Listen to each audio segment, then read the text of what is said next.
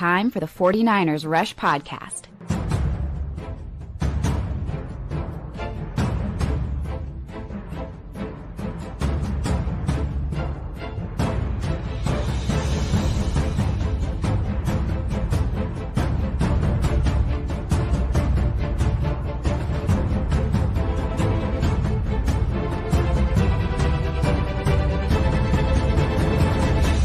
And here's your host, John Chapman.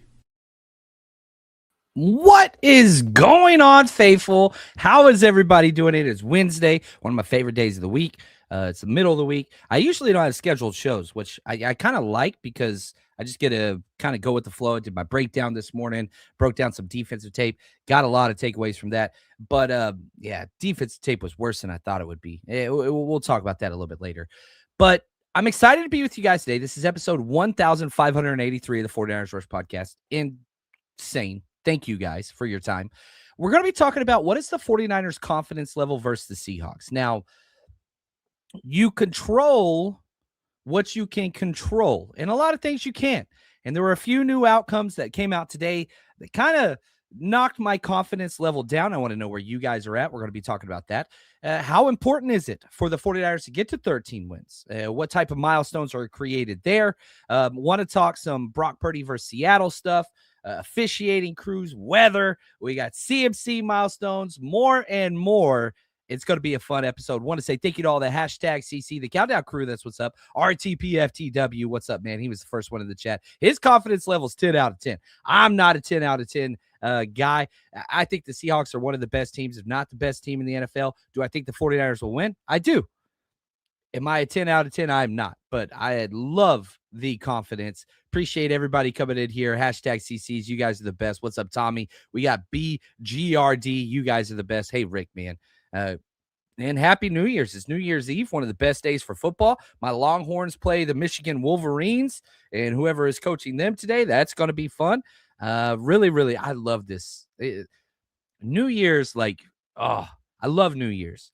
And, growing up, I would always spend like Christmas and New Year's with my dad in Georgia, and we would just watch football. It was like 3 days straight of just watching every college game that we possibly could, NFL game, eating leftover ham sandwiches right from your Christmas ham, whatever. That's what we do. It was a wonderful time.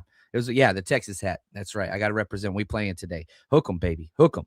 Happy New Year's to everybody. And shoot, hopefully new year, new you, whatever that is. And, I hope best wishes for everybody. Paul Hope all the way across the pond, my man. Best wishes 2026 for you as well, my friend. Hopefully the family's great. You are the best.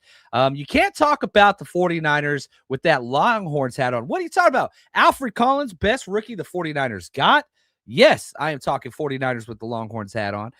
This thing ain't going nowhere. I'm a diehard Longhorn fan. There's no conflict of interest there. There's college. It's a farm system. And shoot, Kyle Shanahan, our head coach, played for the Longhorns. Do you miss me with that? Miss me with that. I'm just joking. You're the best. Appreciate you, Chris. Thank you, Shade. What's up, man? Let's do this right here. BRGRD. Wore my rival Kittle jersey this morning, grocery shopping. Man, I love the bad look. I don't know if you saw any of the practice footage yesterday, but they were practicing, offense wears red, defense wears white, whatever else. But they all had the rivalry helmets on, which those helmets, like the jerseys are incredible. And for all the people about the jersey, I put this out there. What should I wear, the old Bowman or the new Rivalries Warner? I'm wearing the new Rivalries Warner. It got the most votes by like a 2/3, whatever. And so I'm rocking the Warner Rivalry jersey at the game. It's going to be there. But those helmets, man, we don't talk about the new Rivalry helmets enough. They are bad. I am with you, BGR. Sorry, I messed up the name earlier. What's up, man? How we doing? Peanut Jeff, hashtag CC. What's up? Great time to be a Niner fan.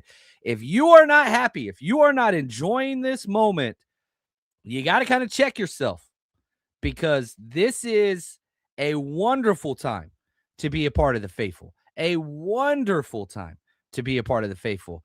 Look at this. Chikorito, I'm sure I messed that one up. I apologize. 8 out of 10 confidence. Might drop more after seeing Vinovich. That's the thing that bothered me. And, I put this out there. They announced the officiating crew. Bill Vinovich, the I don't like officials, period, ever. I feel like they always want to make it about them in the most crucial moments. I just don't like officials. I don't, never have, never will. And then there's this guy. He was the same officiating crew that, ref both the 49ers Chiefs Super Bowls. Obviously, neither one of those were ref very well. Vinovich, he's one of the chief, has to make it about himself, people. It's not about football. It's about him. I really cannot stand him as his job. Does that kind of affect the confidence level? A little bit. You look at how Mike Macdonald has done. They're 3-0 with this officiating crew, but the Seahawks are 13-3. They have the best record of football. Their record's pretty good no matter what you look at. But I ain't going to lie. Whenever I saw the officiating crew, I was just like, that one hurts. Stings a little bit. It's just a flesh wound. Just a flesh wound. Paul, confidence level, Purdy high. I like that. Across the pond, not going to lie, Chapman, but it's 6 p.m. here, and I'm about to head out, celebrate with the fans. Dude, that's awesome. Have a good time. Yeah, Brock Purdy just makes everything feel right. You look at what he's done the past 3 games, 13 touchdowns in 3 games, 10 touchdowns in the past 2 games, 6-0, won 6 straight games. Seahawks have also won 6 straight games. Both of these teams' final loss or last loss was against the Rams, interesting enough. Now, you look at Brock Purdy versus Seattle. He's been great. He's 6-1 against the Seattle Seahawks in his career. He doesn't lose against them. He's got 11 touchdowns and 5 interceptions. That's not the best. Combined 105.2 passer rating in his 7 games against the Seahawks. And you look at his best game, it was in the playoffs, that 2023 wild card game, which was awesome. I was at that game. It was incredible. You won 41-23, 332 pass yards, 3 touchdowns, 0 interceptions. Now, somebody out there is going to say, yeah, well, they've changed their defensive scheme. They have a new defensive coach. Everything is different now. Mike Macdonald, not so fast, my friend. The great Lee Corso. You look at the best game that Brock Purdy had against Mike Macdonald's defense just last year, week 6. 36-24 victory. Brock Purdy throws for 255, 3 touchdowns, 0 interceptions. So it's not so much Brock Purdy hasn't had success against Mike Macdonald since he's been here. Probably Brock Purdy's worst game of his entire career was against Macdonald, and was a big reason why he got hired at Seattle. That was that Christmas game against the Ravens where he threw all those interceptions. I was at that one too. That was probably the most expensive game I've ever been through. Took my whole family only to get freaking bounced on Christmas. Oh, it was rough. What a difference 2 years makes, right? Brock Purdy, confidence off of the freaking charts. There's no doubt about that. And just with the way he's playing, I will say this again. There is not a quarterback in the NFL playing better than Brock Purdy right now. Not one. Not Drake May, obviously not Matt Stafford with what just happened. 3 interception game, pick 6, almost 2 pick 6s, whatever. Definitely not Matt Stafford, who's, Drake May and Matt Stafford. Those are your 2 MVP quarterbacks. I would argue Christian McCaffrey should be involved in that conversation. Could you imagine what this year would have been like without Christian McCaffrey? You're 12-4. Could tie you, you could be in the running for best record in the NFL, number 1 seed in the NFC. Without Christian McCaffrey, that is not a reality. Yeah, Brian Robinson's great, and shout out to, we haven't really talked about this on the show either, but the rookie, Jordan James, has surpassed Isaac Guerendo back-to-back weeks. Isaac Guerendo's now a healthy scratch. Kyle Shanahan was asked about it. He's like, well, he's way better at special teams, and he's passed him running the ball with what he's done in practice. Now, he's not going to get those reps in the game, but this is something John Chapman has been clamoring for since trading camp. It was very obvious. Isaac Guerendo ain't it. Jordan James just looked better, and took a while, but fighting through those injuries that he had during the preseason finally overtook him, and I love that. He's looked way better on special teams. It's not even close. Seeing 31 and 29, not even close. Not that Jordan James has been amazing out there on special teams, but he's not been a liability. He at least makes contact with players. It was fun for the first 2 months of the season. Just we would do Isaac Guerendo watch whenever we do our tape, and you would just see how many plays he didn't come in contact with anybody. Wouldn't even touch a person. He just runs around and kind of avoids contact and tries not to be seen and kind of blend in with the crowd. That's not a football player. It's not. I hope it changes, and I wish him the best. But, like, yeah. So you go back to Christian McCaffrey not being on this team. Definition, most valuable player. Unbelievable. And you've had no Brock Purdy for several games, no George Kittle for several games, no Ricky Pearsall for several games, now no Trent Williams I do not expect Trent Williams to play. You've got, left guard, Pitt Barch out. You've missed time at the center. Everybody's missed time. No Brandon Ayuk all year. He's not even part of the team. Like, good Lord. The one constant has been Christian McCaffrey. The one constant. And he is 110 receiving yards away. Is he going to do that in one game? Probably not. Oh, I'm curious. How many times has Christian McCaffrey in his career had over 110 receiving yards in a game? Ooh, that is something I probably should have looked up before, but I'm gonna jump over to Pro Football Reference, the number one site that I use, if I'm going to be honest with you. Receiving yards. He has had over 110 receiving yards 3 times. None of them have happened with the 49ers. So, yeah, he did it his rookie year, 121. He did it 2022, 119, and he did sorry, I'm doing the years wrong. Sorry. 2019, he did it twice. In 2018, he did it once, all with Carolina. But if Christian McCaffrey can get 110 receiving yards, I'm not going to put it past him. He's done it 3 times. He would become the first player ever with multiple 1,000 yards rushing, 1,000-yard receiving years. Nobody's ever done it. In fact, he's one of 3 humans who's ever done it once. He would become the first player ever to do it multiple times if he get 110 receiving yards. I'm not going to bet 110, but I am going to bet the over on receiving yards, which we missed by 1 freaking yard last week. That one hurt. Shane, he says, we got screwed on this Saturday night game. I do think that it was, let me say this. I actually think it's a good thing. I know I'm in the minority here. Okay. Just hear me out quickly. One, I don't think Trent Williams is going to play no matter what. I don't think Trent Williams will even play in the wild card round. He is older, and that injury, he's never had a hamstring injury. He's going to take time. So I don't think it affects Trent's status. The one status it does kind of affect is the concussion protocol, but that is going relatively well. And, you're progressing through that. We'll see how that goes. But here's the thing that I think it is an advantage. One, the Seattle Seahawks played in Carolina on the East Coast, had to fly back-to-back road games. They get to go home for a couple days, then fly down to, it's harder on them than we were home. 49ers were home.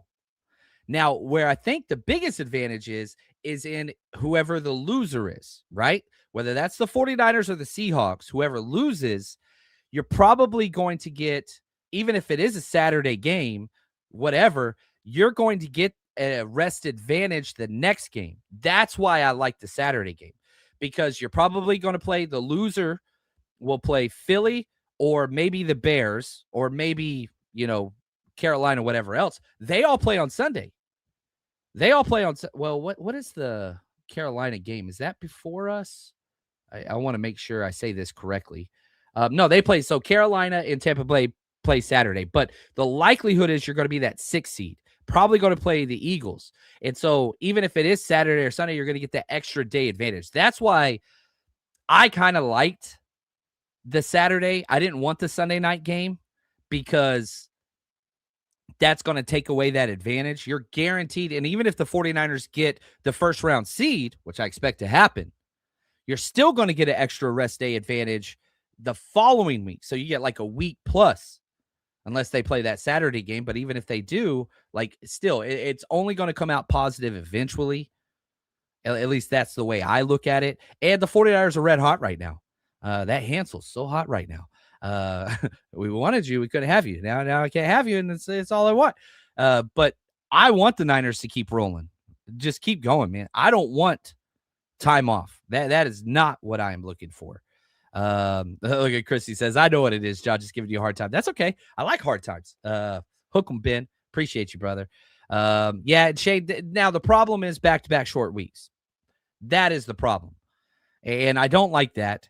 But, Yeah, I don't care about the AFC, but yeah, I think that they had to do that with the Steelers because if the 49ers lost late, it would have changed the dynamic of that game. You didn't want that to be the Sunday night game if the Niners lost to the Bears, so they kind of had that penciled in.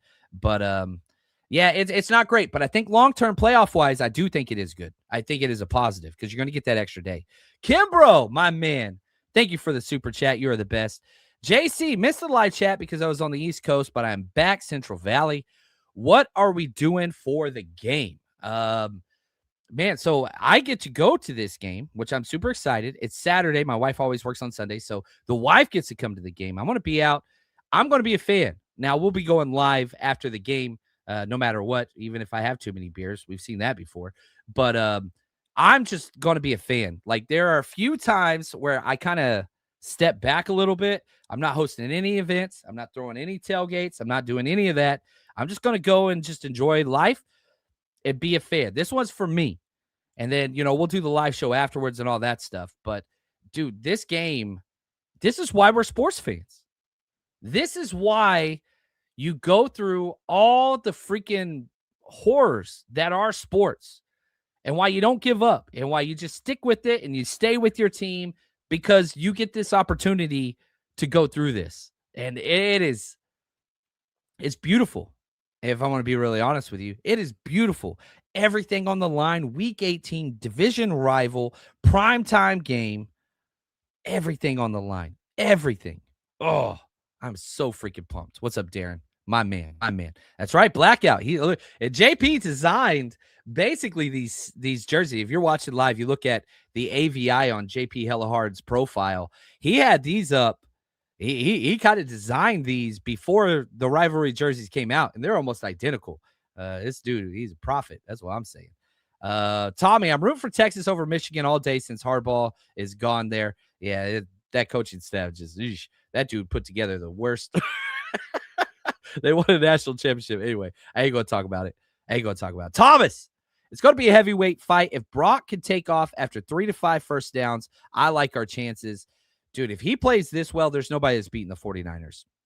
Maybe you get a lucky couple bounces late in the game and it goes bad, but like at worst, if Brock plays this level, it's like the Bears game, but just the last play is different, right? Like that's as bad as it could get. If Brock continues to play at this level. And like, look who he was throwing to. Like, no Kittle. Like, freaking Ricky Pearsall banged up. Kendrick Bourne. Juwan Jennings didn't have a great game. Obviously, the touchdown late. Oh, man. Dude, Brock. I'm pumped about him. Ben, he says, I ordered my helmet. My wife isn't thrilled about that, but she'll be fine. They are pricey. They are so cool, though. Those things are so cool. What's up, Chi? He says, I was mad about Saturday game, but Sunday's winner goes home. No matter what, we get just a day battle for the first. And that's what it's about, man. Got to get on top. Get that bye week. Trent Williams comes back. Oh, man, let's get that, man. Oh, let's freaking get that. Now, I want to talk just about the history of the NFL for a moment and kind of what 13 wins means. Seahawks are already there. 49ers at 12-4. This game is a big deal. And so that's what we're going to talk about next, how important getting that 13th win is for Kyle Shanahan.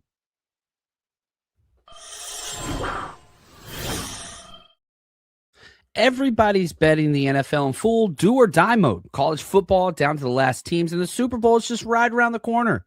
If there was ever a time to get involved in the game, it's now. And MyBookie makes it stupid easy to play. One account, one wallet, bet the spread, live bet the second half, hit the casino during the commercials. It's all in one place, and you've got the power. Go to mybookie.ag now and use promo code 49ers, 49ERS, and you get your first bet covered up to $500. If it doesn't hit, use your bet back bonus token, run it back. Don't just watch the playoffs, make them pay. Bet anything, anytime, anywhere, and I mean anywhere, Texas, California, no matter where you are, only at MyBookie.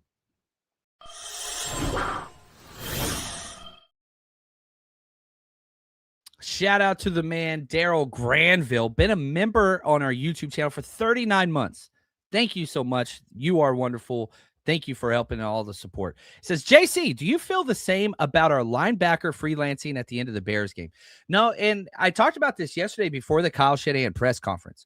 You go watch the tape. It did not say, like, I don't know why Tatum Bethune said that. Like, let me just try to put some word salad to this, okay? The post-game press conference put up by Matt Mayoko, interviewing Tatum. He's like, Tatum says, yeah, we were supposed to blitz on that play, but we dropped back in coverage. And so it sounded like, and kind of the narrative that got put out there was, oh, linebackers just ain't listening to Robert Saleh, doing whatever the hell they want to do. No, that's not what happened. It's not as simple as, oh, we blitz on this play or we don't. There are keys. There are under keys, over keys, whatever else. And so to the one side that you're blitzing, one of the backers, we're talking both backer responsibilities. They're doing that show blitz where they both get up on the line of scrimmage and they blitz. Now, one of them, if the center goes their way, then you drop back in coverage. If the center blocks fans left and you're on the right side, then you go. If he blocks right and you're on the right side, then you drop back, right? So the idea is we're not going to waste a blocker on the center unless he goes the opposite direction. So one of the backers was a maybe blitz based on the center's protection. And Shanahan talked about this after we did the show yesterday, which is kind of like what we highlighted on the John and Wayne show, but whatever. So one of the backers, the center blocked to his side, so that tells him automatically I kick back. So it was a blitz called, but it's not 100% blitz under any situation, right? So he dropped back. The other linebacker, you are doing basically what's called in a lot of dogs blitz, right? They call it red dogs, whatever else. Where in man coverage, I'm responsible for the back if he releases to my side. If the back steps up in protection, then I blitz. If the back steps out on a route, I have to cover him. And so what the film told me, and again, I don't know what the play call was, all that kind of stuff, whatever else. Now, Shanahan's detailed a little bit. But when that back released on a route, that calls off your blitz. Like, you do this at the high school level. Like, this is not complex, whatever else. So, yeah, was it a quote-unquote blitz? Yes. But it's not just as black and white to say, oh, I got to blitz, I got to do whatever it is. No. When the guy releases, all right, now my blitz is called off. When the center blocks a certain way protection-wise, now my blitz is called off. So both of those guys drop back because the rules tell them to do so.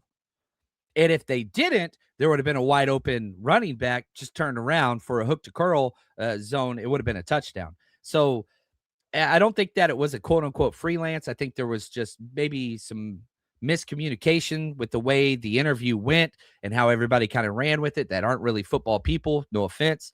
And it got kind of weird. Now, I overreacted whenever people were saying, oh, well, they just called off the play. Then I went and watched the coach's tape and I was like, no, they didn't. So once the context gets put out there, it all makes sense. Now, people want to spin narratives and whatever else. That's where things kind of take a hold of their own and it gets weird.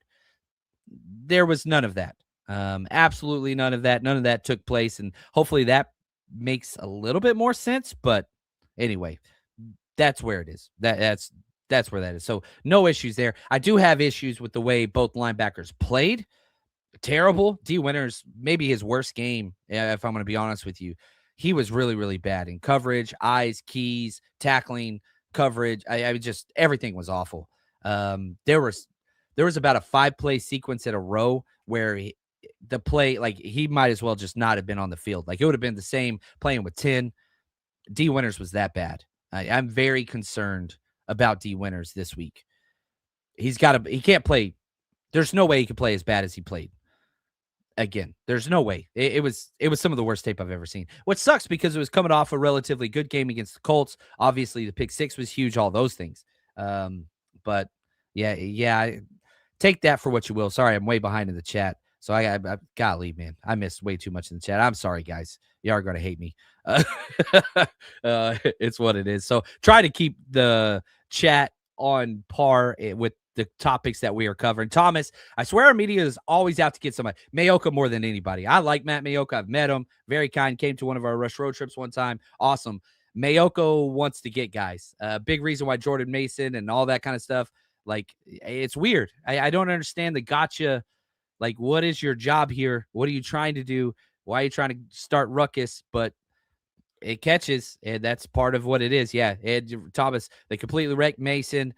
Tried the same with Bethune, give an excited kid. It's weird, man. I don't understand why they do it, but they run with it. And so it's all about getting those clicks sometimes, man. And I hate that it's like that. I really, really, really do. I don't know. Maybe I'm guilty of it too. And maybe I need to be looking in the mirror more. BGR, sorry, I'm dyslexic. Last game when they introduced the offense, Trent Williams, Longview, Texas. I saw that. I know you don't like Longview, but man, all the Texas high school football dudes, they represent together. They represent together. Stefan, what's up? Thank you for the super chat. John, why do we rush 4 if we never touch the quarterback? Thoughts on rushing 2 to 3 instead, helping out the secondary?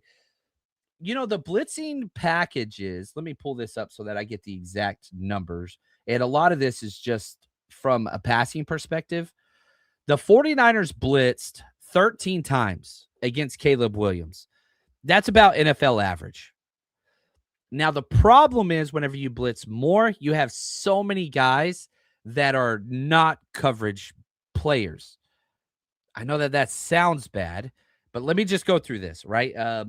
NFL researcher put out like the best cover defensive backs and the worst. And like the worst, like a 127 passer rating by Brandon Stevens, a 126 passer rating from Carrington Valentine, Jalen Ramsey, 121, Will Johnson, 112. Now, these are minimum 60 targets, right? And a lot of these players I'm about to talk about don't qualify. These are passer ratings allowed on the year from 49ers linebackers, safeties, and corners.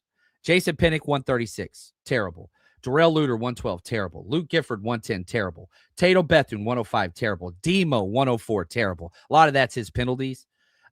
D Winters, 103, terrible. Upton Stout, 102, terrible. Jair Brown, I was kind of shocked, 96.9, still terrible. Like 1, 2, 3, 4, 5, 6, 7, 8. That's 8 players, all terrible. The problem is when you blitz, you're not even getting there. So you look at just this game, you blitz 13 times. He went 6 of 11 on that. No touchdowns were whatever, so that's kind of good. But like the 49ers have the fewest knockdowns on quarterbacks. The 49ers have the fewest sacks on quarterbacks. All 32 teams. And a lot of the biggest plays that happen against our defense are when we do blitz. Now, you look at some quarterbacks are good against the blitz. Some quarterbacks are not. Now, you go look at, let me pull up. Let's talk some Seattle Seahawks, right? Let me pull up Sam Ginger Darnold and what his stats are against the blitz on the year. He's been blitzed 178 times this year. He's 10 touchdowns, 8 interceptions.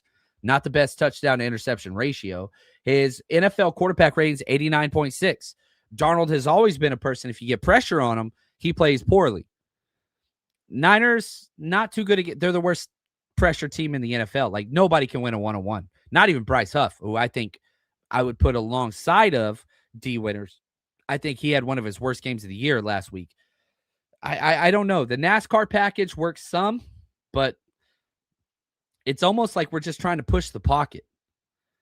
And a lot of that's because of Caleb Williams and his rushing and mobility. Like, the Niners were very conscientious of, we're not trying to get them outside the pocket. They didn't do a good job of that. But against Sam Darnold, you don't have to worry about that as much. Sam Darnold is very athletic, but you don't put him in the Caleb Williams sphere at all. I don't know. Shanahan hates blitzes.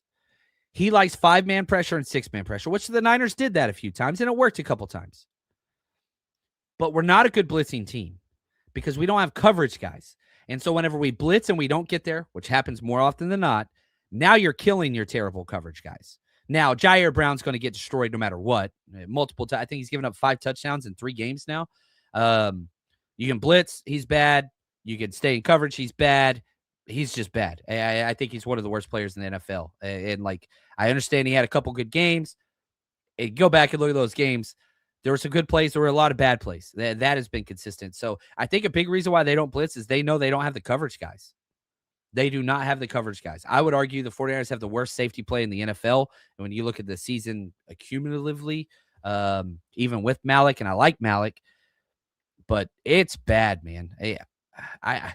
I want more 5-man pressure, but for some reason when they do 5-man pressure, they always play man, And that bothers me because when they play man, it can get bad. I think Upton Stout's really, really good at man.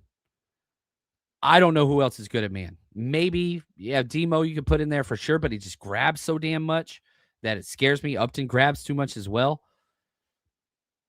I don't know what the answer is. I don't think there is an answer with this defense, if I want to be honest with you. I think the bend don't break, try to get 3 to 4 stops a game. That's the way you got to do it. I think it's what it is. Sean says, coverage guy, great angle of the attack against the run, Dodo. Yep, well said. And an average pass rush does help coverage. But you look at a couple of the touchdowns that took place in the Bears game, you had pressure. Like Caleb Williams got like drilled by CJ West on that deep pass touchdown to Luther Burden. It's just, man, that was the worst safety play I've ever seen from Jair Brown. Single high safety gets toasted on a post route. That's why Marquise Siegel got benched, the rookie. It happens to Jair Brown twice in 2 weeks. And just shrug your shoulder. He's playing well. He's getting better. Like, I don't know, man. Yeah, shout out to Ahmad Brooks, dude. One of the unsung heroes. You look at his sack totals, incredible. Shade, I love this. Great guy once said, don't be mad at the clown. Be mad at yourself for going to the circus. Oh, I love that. I believe I was one of the people that said it. Not my quote. I stole it from somebody. Yeah, smart people steal quotes, but that is awesome. You are the best, Shade. Thank you, brother. Let's see here. From C. and Hutt. Sean Hutt, I believe is what that's supposed to say. 9. Appreciate the super chat. Shot of tequila tonight on me, John. Have an excellent New Year's Eve. Keep doing you. Thank you so much. And I will partake. I will be partaking at some point tonight. That's going to happen. It's one of my favorite days. I'm not a big drinker when I'm at home, which is hilarious because if you're ever around me on events, different story. I like to party and have a good time. And you guys all, thank you so much for contributing to that. Speaking of, we got the man Rob Johnson right here. What's up, man? Yeah, Bill Vinovich is the official. Not good. Not great. Don't like that. Oh, David Gill, what's up, man? Made it to Levi's for the Bears game. Energy was unreal. I've only heard great things. Can the Niners bring it again? Against Seattle? There's way more hate there. I think that they can. Dude, thank you, man. I love that you're being there. Oh, that makes me so happy. So let's talk. Sorry, I did the super chats. Let's talk about 13 wins because I think that this is a big deal. You know, you look at what Sean Payton, he got to 13 wins for the 5th time in his career. Second most all time in coaching all time. You've got now, and obviously it's different because it used to be 12 games and then it was 16 and now it's 17. So the 13-win seasons are going to happen more and more. There are currently 3 13-win teams in the NFL. Seattle's 1. You got Denver and you got the Patriots. So like there's 3 teams that made that. The 49ers are at 12-4. Bill Belichick had 7 13-win seasons. Obviously all the Super Bowls, all that kind of stuff. You've got second all-time with Sean Payton's now at 5. Andy Reid has 4 13-win seasons. And if Kyle Shanahan gets one more win against the Seattle Seahawks, it'd be the 3rd time that he has done this. That matches the great Bill Walsh. Bill Walsh did it 13. George Seifert did it 4 times. But, man, Shanahan is just embarking on this territory that is just, man, off the charts incredible. And I think that it's a big deal. I really, really do. You look at the playoff wins, you look at all those things, and I know Super Bowl wins is kind of the truest measuring stick of coaching and greatness and all that stuff. Those are going to come. The Super Bowls are coming. Will it be this year? It wasn't supposed to be this year. Remind yourself of how you felt in October after that Bucs game or after that Jags game. No Bosa, no Warner. Everybody, our pets' heads are falling off. Like, it was bad. But now here you are fighting for the number 1 spot, home field advantage, winning the NFC West and having the Super Bowl in your house. Things are a little bit different.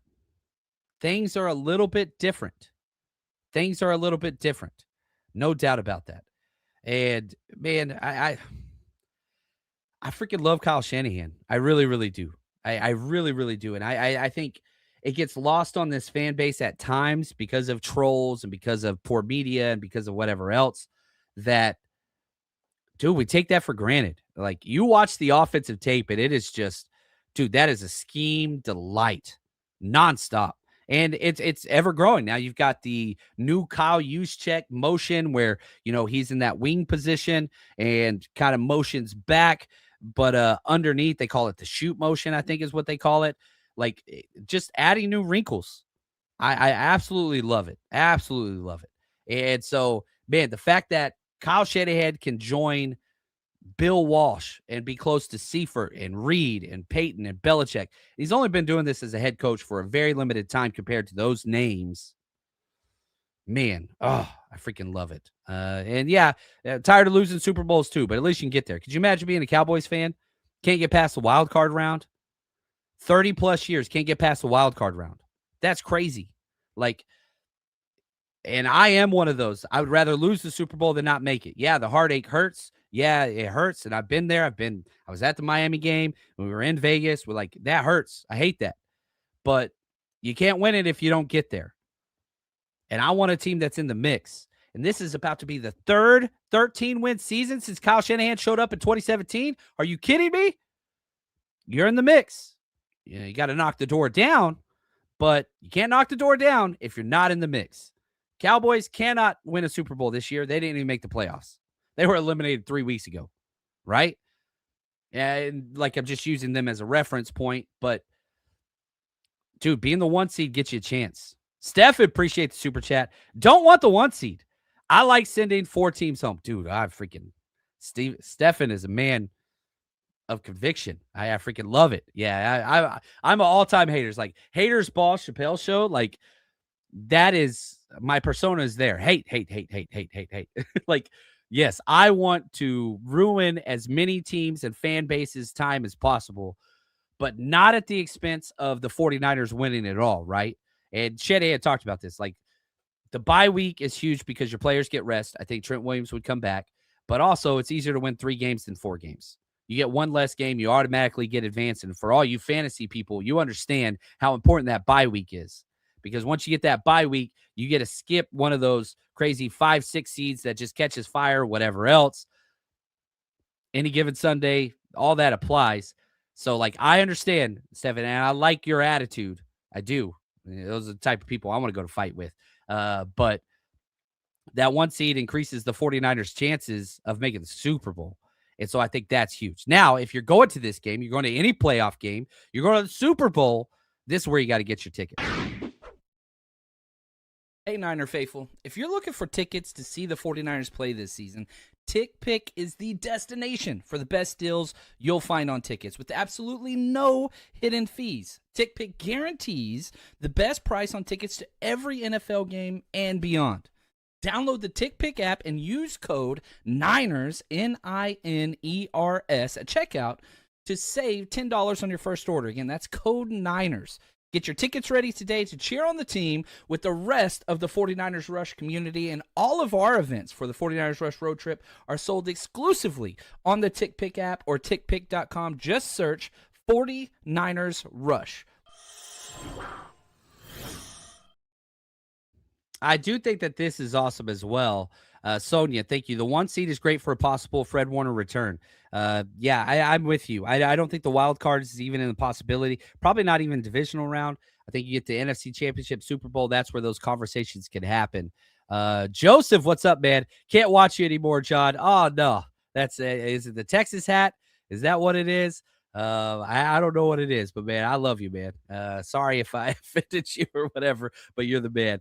Lyle, appreciate the super chat. How about playing with 3 linebackers? The Niners did that quite a bit last week, and they will be doing that quite a bit this week. Seattle's out with Elijah Arroyo, their second-round pick tight end, who's a stud. But, like, you look at the amount of snaps, Luke Gifford played 15 snaps. Defensively, didn't play well, but didn't play terrible. He's good against the run, not good against coverage. It's what it is, especially when you go man. But they were in that, and you're going to be in that a lot against Seattle. So get ready to see 57 out there on defense. Just get used to it. It's going to happen.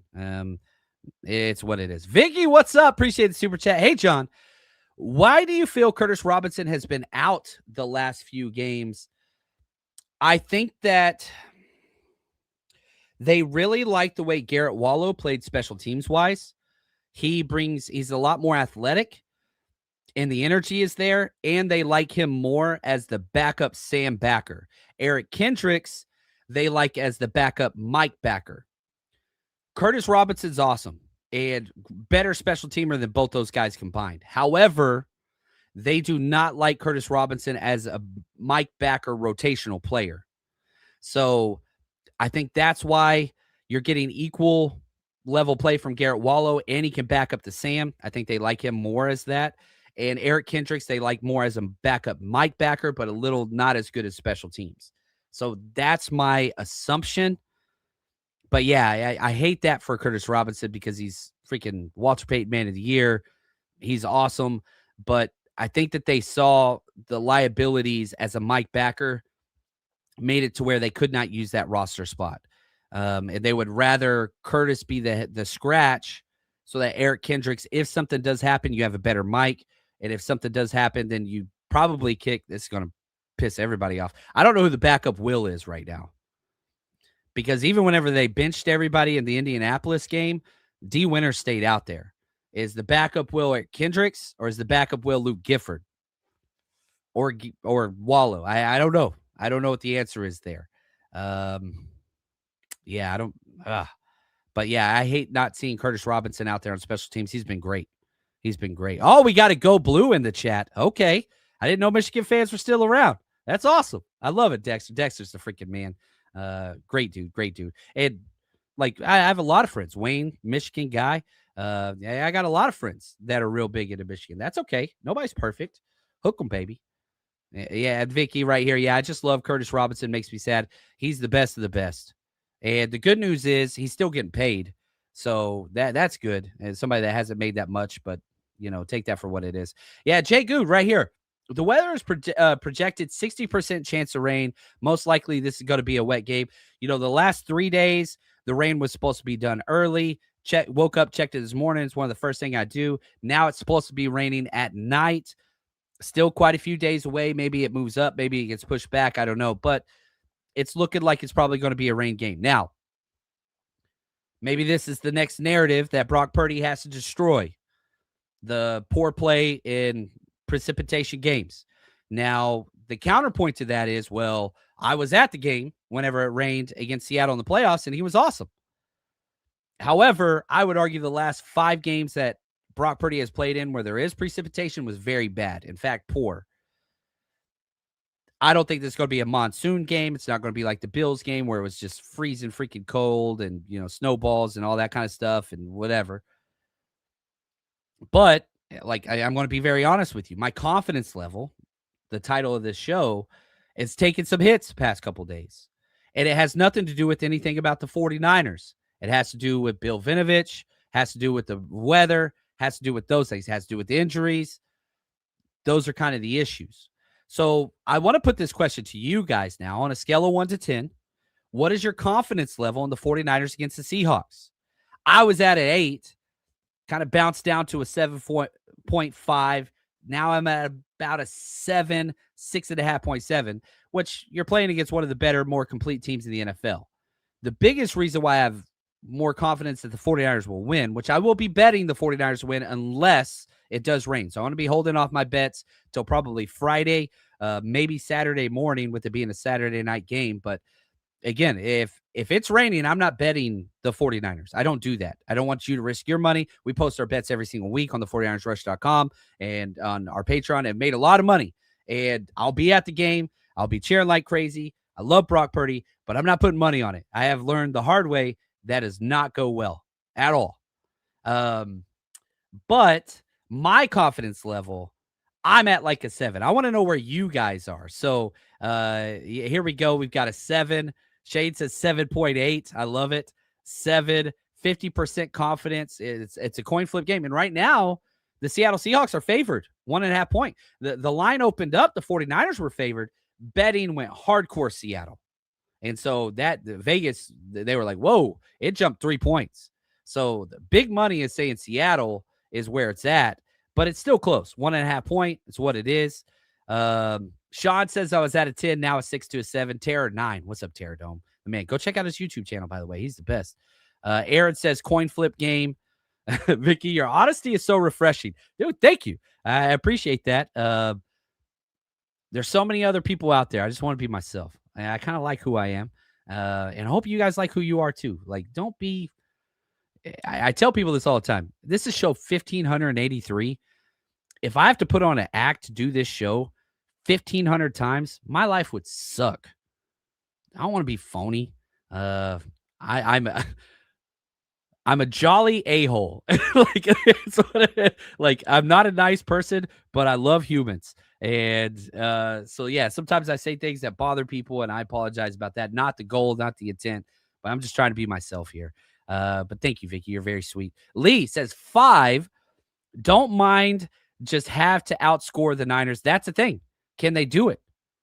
What's up, Brian? My man. Happy to the family and newborn James. Freaking, we got to see him. We had our Zoom hangout last night, and James made an appearance. Dude is a stud. Going to be a lady killer. I can already tell you, man. Hugo says 7 out of 10. Ben Alton, 7 out of 10, 10. Love it. Man, 7s. Yeah, there we go. I'll give Seattle 3 points. Nobody's got it better than us. That's right. I love it. I do think George Kittle's going to play. The fact that, he was limited yesterday, I think that he was kind of close. I don't think Trent's playing. I don't think it's going to be close. I hope he plays, but I don't think he will. Now, and here's what's crazy is, the Trent issue is an issue, but Seattle's in a worse situation than we are. Now, they don't have a Trent Williams, but Charles Cross, their left tackle, who's good, he's probably not going to play. And their backup left tackle, Josh Jones, he didn't practice yesterday either. So you look at, and I had the roster pulled up, like Seattle is going to have to play somebody that's never played. If both Charles Cross, their left tackle, and Josh Jones, their backup swing tackle, cannot play, listen to these options. They have Amari Knight, who's played 2 snaps this year. They have Mason Rickman, who's played 1 snap this year. And they got Logan Brown for my draft, studs. You guys remember Logan Brown, Kansas, undrafted free agent? He hasn't been activated. Like, he hasn't played 1 play. So if Charles Cross and Abraham Lucas can't go, which they're not practicing, like, you're talking somebody that hasn't played at all. 49ers defensive line is not great. But you're talking about putting somebody that's never played in the NFL before out there against Bryce Huff. I'm just saying. So I think George Kittle's playing. I do not think Trent Williams really has a chance. But then you look at the flip side, it's like, man, a lot of teams are injured right now. And not only is their starter, but their backup is out. Yeah, I think that's huge. I think that's a big deal. Vicky says she's 6.5. I'll take that. Dude, I just hate Seattle, man. That makes me want to bump it up a little bit more. Oh, look at this. Did anyone get Catcher in the Rye vibes? When JC was saying phony, dude, Catcher in the Rye, that's what's up, man. I'm all about that. Let's go. I know it's a twisted book, but I'm a weirdo. It's what it is. Shane says 10 out of F and 10 Varsity Blues. I give it a 10. Billy Bob, I give it a 10. Yeah, you got me with the Texas stuff. Come on now. That's Varsity Blues. That's my territory. That's me. Let's see here. Got a couple more super chats. Oh, Lyle, look at this. What do you think about Arch Manning? Arch Manning's good. Like, he's really good. And I know that people that don't watch college football, or if you just watch the first month, had very disappointing games. But if you watched Arch Manning the last month of the regular season, you watch him against Vandy, who had a great defense. You watch him against A&M, who has a great defense. That dude is balling out. Like, he is as advertised. It just showed up late.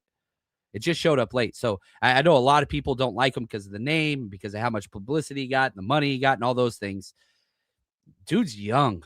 And you look at the NFL writing off quarterbacks like Baker or Sam Darnold, who were playing this week, or Daniel Jones, or Mac Jones, or whatever else. You're talking about writing a guy off who just started playing college ball. The tools are there. And I know, like, a lot of people joke about it. A lot of those people don't watch the games. Dude, Arch Manning is electric. Is he perfect? No. Is he still raw? Yes. Does he have a ways to go? Big time. He's coming back to college. I think that's a great decision. I've been telling everybody he was coming back to college. Been telling everybody he's been going back to college no matter what happened. And I think the development That's what needs to happen. And so I hope that it does. I hope that it does because he's a good kid, man. So if you don't like him, go watch some football today. Let's see how he does. Michigan's got a good team. Lyle, again, appreciate super chat. Where do you think the 49ers should attack the Seahawks and have success, run game or pass game? The Niners are a pass game beast. Now, you got to keep them honest with the run game. That affects play action. That affects all that stuff. But no, the 49ers have the best passing game, I think, in the NFL outside of the Rams. And you're doing it. You don't have Devontae Adams and Puka Nacua out there. You're doing it with Brock Purdy. You're doing it with Kyle Shanahan in the scheme. 49ers are one of the last teams in the NFL with yards after the catch. Like, Kyle Shanahan is just scheming the hell out of everybody. He is cooking everybody, period. And Brock Purdy's playing incredible. Now you get George Kittle back, Ricky Pearsall. Now you're talking a little bit, but pass game is where you kill teams. Brock Purdy, what he's done this year. If he could have played, obviously, and this is, cherry picking a little bit.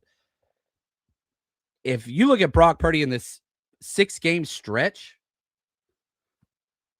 if you were able to expand that through the season, the dude's the MVP. Like, he's that damn good. And he's played at that level. Now, obviously, with all the time that he missed and whatever else, the dude has more passing touchdowns than Jordan Love does. He's played in less than half the games. That 6-game stretch, golly, man, he is just, and you can include the Carolina game for all I care. I don't care. Like, don't care. The 3-interception game, don't care. He is killing it out there. 20 touchdowns, 9 interceptions. He has the highest touchdown percentage per throw, per pass attempt in the NFL. Highest. Dude's only played 8 games. He's played half the season. Could you imagine if he had 40 touchdown passes and 18 interceptions? 18 interceptions is a lot, but 40 pass touchdowns? Golly, man. Yeah, you got to through the air. That's where it is. Matcha, what's up, man? Appreciate the super chat. John, you going to be at any tailgates this Saturday? I will be making appearances. I'm not hosting any events. The wife is coming, so we'll see how that goes. I might be a little late getting out there. She's the best. But, yeah, I'm going to be making a couple stops at a couple friends' tailgates and just saying hi. But, again, not doing any events or not doing anything, so I'm just going to be walking around. This is time for me to be a fan. I don't do it often. But I get to be with my wife, who she don't get to make it to many games at all because of her job. So, yeah, I'll be out there. Hit me up. We can always partake in a beverage and share some stories and just freaking, I'm all about that, 100%. Email me, 49ers Rush Podcast. We'll figure it out. We'll make it happen. I'm probably not going to be able to see everybody that I want to see, but I'd like to try because I don't make it to a lot of home games this year with the family and kind of all the stuff going on there. But, man, confidence level. Again, I'm still at about a 7. But wow, if you could have said the 49ers would be at this position fighting for the number 1 seed in the NFC West this year in October, every single person would say, hell yes. 49ers confidence level is higher than ours, and Brock Purdy hates the Seahawks more than anybody. 6-1 against them? Kyle Shanahan's got the chance to be one of the most heralded coaches ever when it comes to 13-win seasons. You've got Christian McCaffrey on pace for something that nobody's ever done in the history of the NFL. Be the second or the first player ever with multiple 1,000 rushing, 1,000 receiving yard games. First seeds on the line. I mean, good gosh. This is just, yeah. Weber, wait till Saturday, John. You're going to be an 11 out of 10. This one goes to 11. Yeah, but it's more. It's one more. We go to 11. I love it. You guys are awesome. I love y'all's confidence. Love your support. Very thankful to our executive producers, David Gill, 49ers George 365, Corey Robbins, and Dorian Campbell. You are the best. We got more shows coming up this week. Go check out our breakdowns on the 49ersrush.com and our Patreon channel. Coach Approach tomorrow with Ant. Till next time. Stay strong, faithful.